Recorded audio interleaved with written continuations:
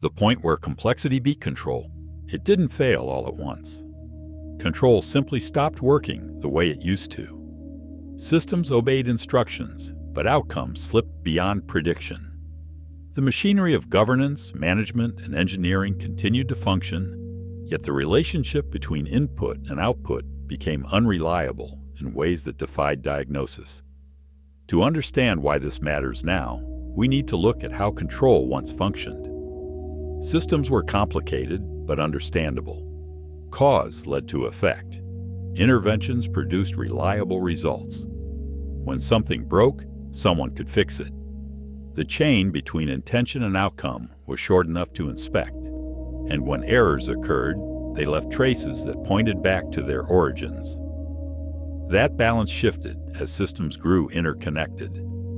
Technology linked markets, infrastructure, information, and behavior into dense networks. Each component followed rules.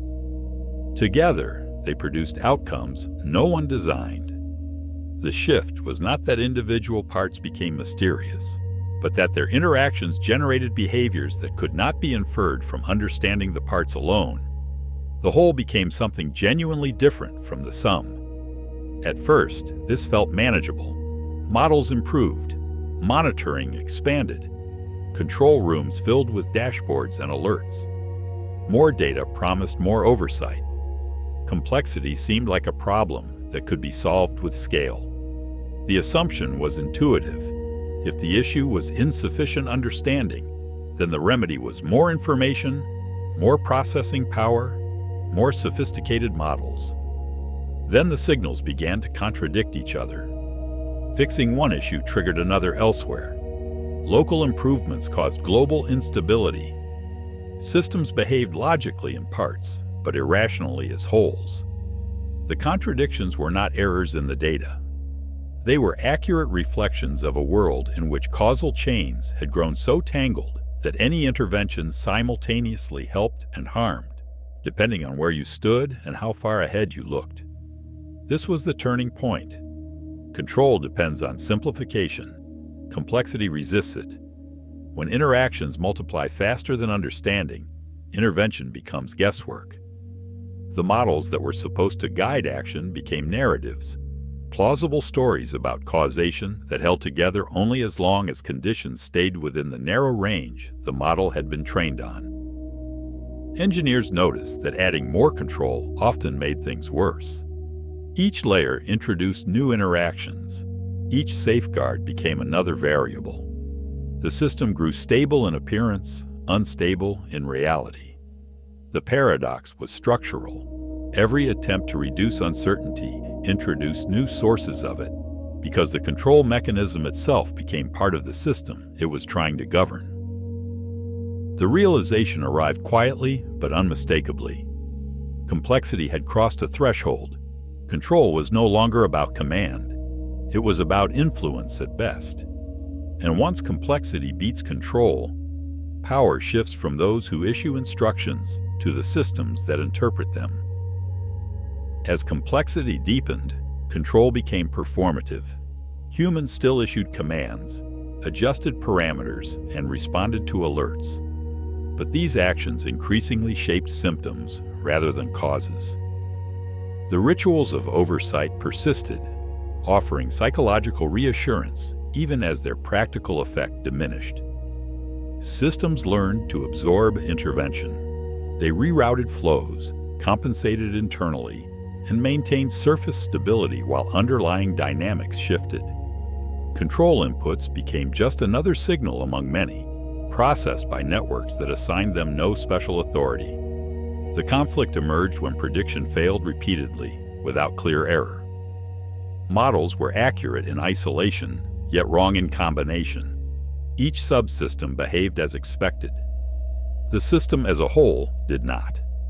The failures were not the kind that could be debugged, because the problem was not in any component, but in the relationships between components, relationships that changed faster than any model could track. This exposed a hard limit. Understanding does not scale linearly with complexity. Adding more data does not guarantee clarity. Past a certain point, interactions outnumber explanations. The dream of total comprehension. The idea that with enough information, any system could be fully understood, collided with a mathematical reality. The space of possible interactions grows exponentially, while the human capacity to reason about them does not. Operators adapted by narrowing focus. They optimized for what could be measured. Unmeasured effects were ignored, not because they were unimportant, but because they were unintelligible. The strategy was rational under the circumstances, but it created a systematic bias toward the visible and away from the consequential. This created blind spots. Decisions reinforced visible stability while invisible tensions accumulated. Control worked until it didn't, and when it didn't, no one could say exactly why. The post-mortems were unsatisfying because they revealed not a single failure, but a web of contributing factors so dense that assigning causation felt arbitrary. The emotional tension rose when it became clear that mastery was an illusion. Control had not been lost in a dramatic failure. It had dissolved into approximation. The transition was so gradual that most people never identified the moment it happened, because there was no single moment. There was only a slow erosion of confidence disguised by the persistence of familiar procedures. Humans were still steering, but they were steering by feel, not by sight. And in systems this complex, feeling confident is not the same as being in control. The conflict reached its peak when attempts to regain control accelerated instability. Each corrective action introduced new interactions, new feedback loops, new unintended effects. The interventions themselves became sources of the very disorder they were designed to contain.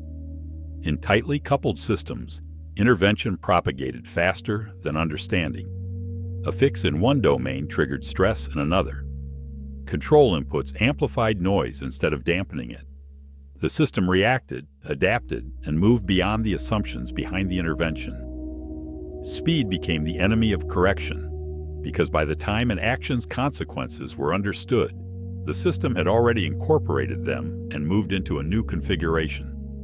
Engineers recognized the pattern too late. Control strategies assumed linear response. Complexity delivered nonlinear consequence. Small actions produced outsized effects. Large actions arrived too late to matter. The toolkit of traditional management, built for a world of proportionate cause and effect, was fundamentally mismatched to the environment it now operated in. This was the emotional breaking point. Humans realized they were no longer managing systems. They were negotiating with them. Influence replaced authority. Prediction gave way to probability. The language of certainty gave way to the language of likelihood, and that shift was not merely semantic.